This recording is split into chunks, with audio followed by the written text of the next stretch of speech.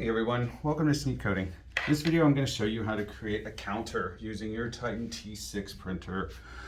So the first thing I'm going to do is from this main menu, we're going to talk about setting the counter behaviors. So I'm going to go ahead and select this counter button here.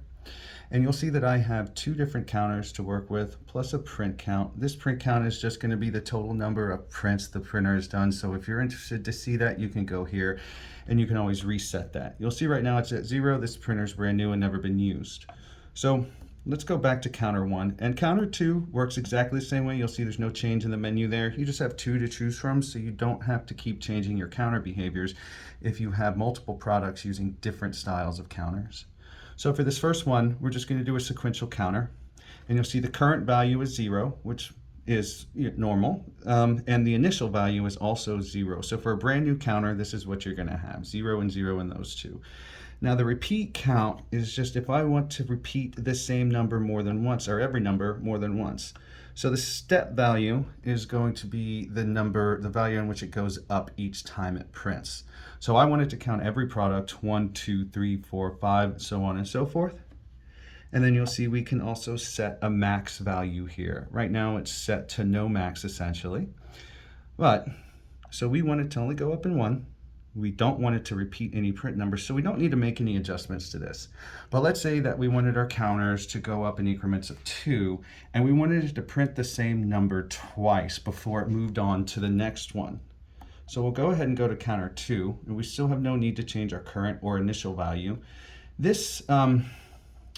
These two numbers will be useful for you if you need to start the count back somewhere. So if you're doing some repack and you need to start over at some point, you can go ahead and change that there. So let's say we got all the way through 10 and we had a problem on number 11, but we kept on printing. We can just start going back from number 11. But let's go ahead and go to 0 for this sake.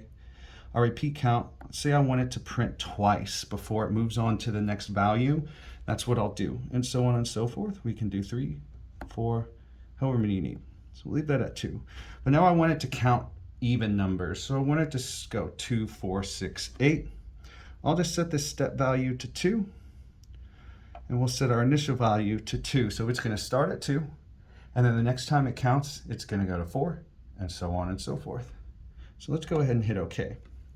So now that we've set those counter behaviors, we want to insert that counter into a message. So sometimes we're doing a lot number and we're adding a counter to the end of that lot number or that batch number or whatever.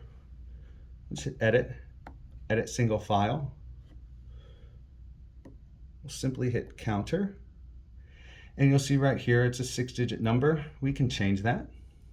But this drop-down menu allows us to pick which counters we were using. So if we wanted to use those behaviors from counter 2, where it goes up in increments of 2 and repeats, we can change that to 2. Just like before in our text, we can choose our font. We can change the number of digits. So maybe I don't want 6 digits in my counter. We'll just go ahead and hit 2. And we have a 2-digit counter. Interval, as before, is the distance between the numbers. It's that easy. We can save this, but I'm just going to hit exit for now.